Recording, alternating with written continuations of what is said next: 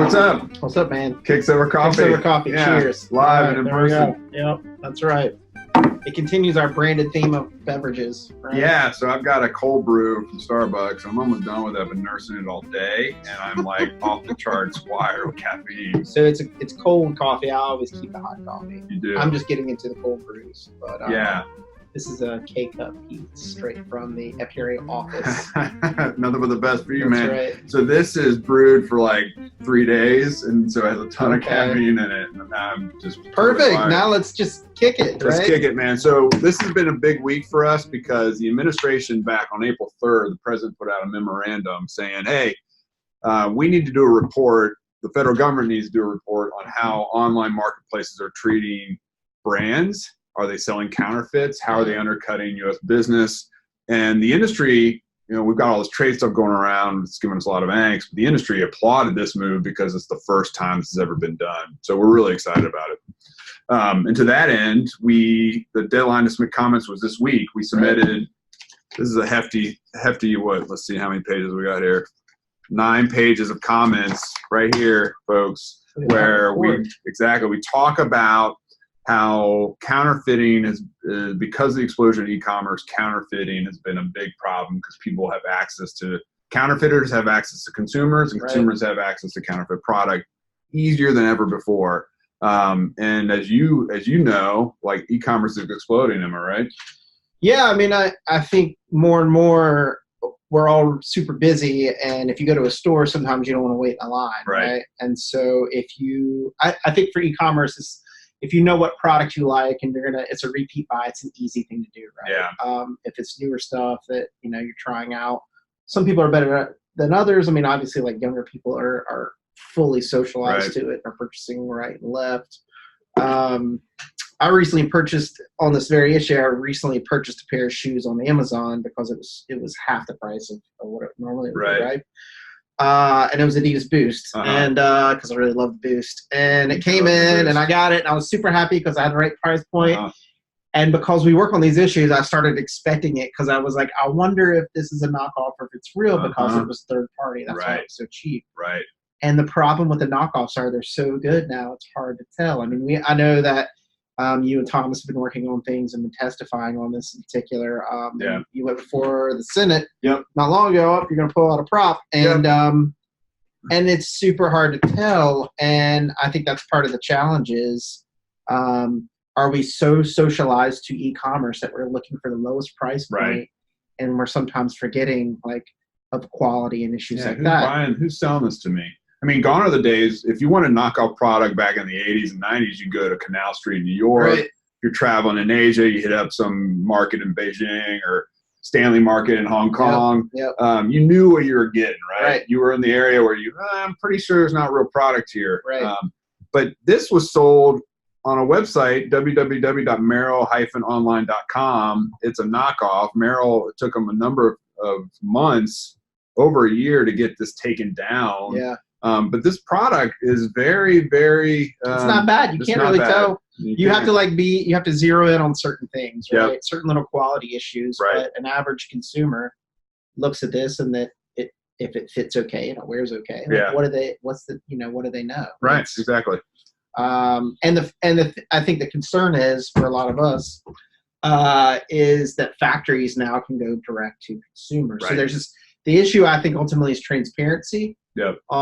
Who's selling what? Are we tracking this? Are we watching this? And then the flip side is the platforms, right? So it's like bad actors using legitimate platforms, but are the platforms doing enough to police this? And then the question, I guess, is what these reports are all about really are what can be done from the government side, regulatory side, but also it in a free market way without putting any regulations on. It's alerting Amazon and Alibaba and eBay and all these guys that, hey, you need to do more than what you're doing right now, right? So in our comments, what are some of the takeaways? Because I know that you guys worked really hard to gather comments from the industry. So what is the industry commenting on regarding this? We did. So on page 1 of our 9-page report, I won't go through all of them. It's like a master's thesis. It is a master's thesis. Congratulations to us. Yeah, and props to Thomas Crockett as well, who helped really pull this together.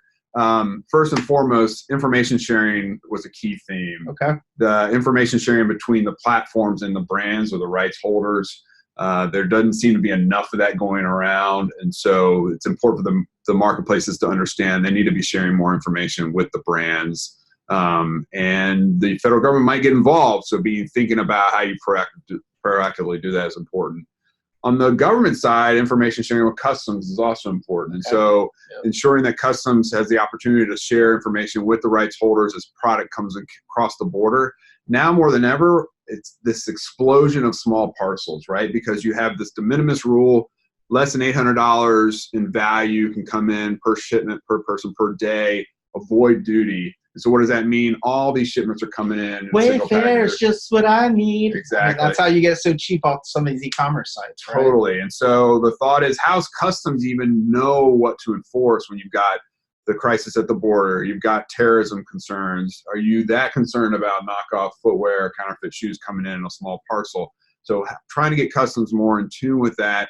In addition, does customs have the authority to seize product based on a design patent, which we think is becoming more and more of an issue as companies, bad actors actually take kind of the design of a shoe, emulate that, ship it in without the logo, right? So they send you let's take a Vapor Max knockoff. They ship that in without the logo, and then they apply the Nike swoosh here in the U.S. and sell that through online sources. So the bad actors are getting even worse, even more bad, and so customs is really struggling with how to enforce that. So more information on that side.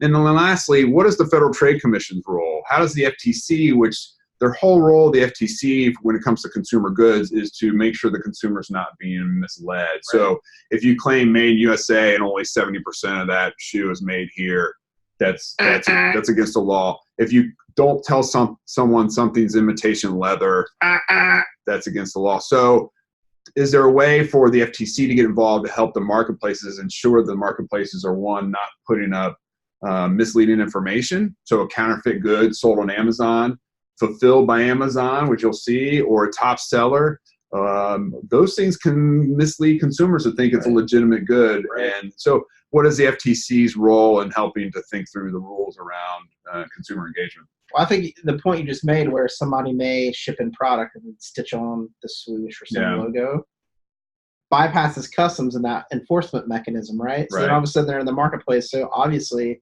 it's self-evident that you would need the FTC to step in on that, because that's the only way you're going to stop it, is front-facing in that way. Because otherwise it's just kind of open and governed spaces where no one's looking at it, right? So I mean, it seems obvious that there's a role to play.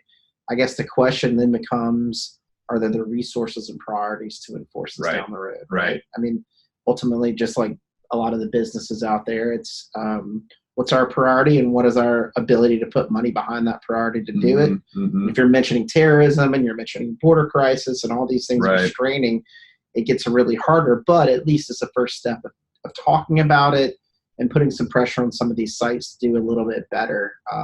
I mean, and I don't know down the road what this is going to look like, but it would be obvious to me, and I'm sure they don't want to do this, but like verification. Like our brands have to go out and verify in factories that the shoe's made in the factory, verify that there's no child labor, verify that the chemicals that are made in this are exactly right and they're legal and all these things, right? They have to do all this due diligence. And then it gets to the end, and then these platforms do no due diligence, right? So they almost need to certify in some instances or have some check mark or some seal or something like that. I'm sure they don't want to do that at all, because then that creates liability for them, right?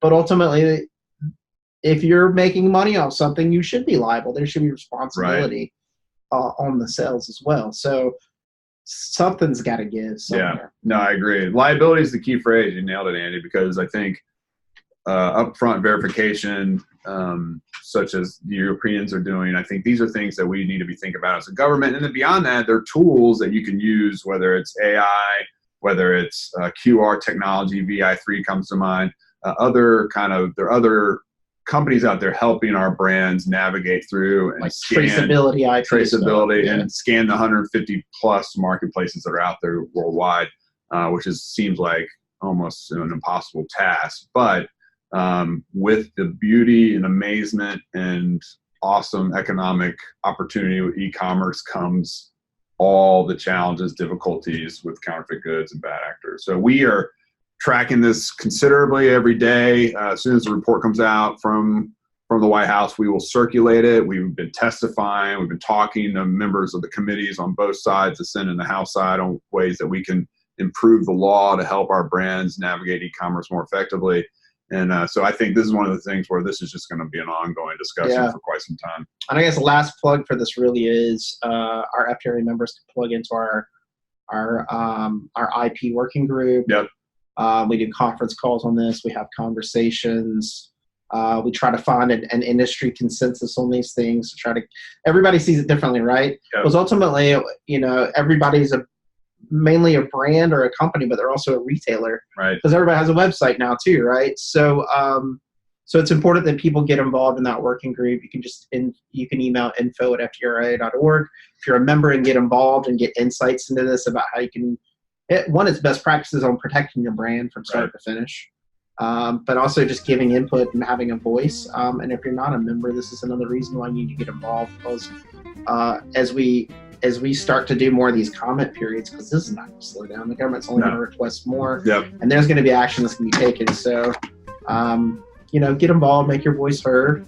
But in the meantime, let's just have some coffee and let's do it. Get caffeine. I'm out, man. Cheers. Time to get more. Exactly. Thanks. Till next time. See ya.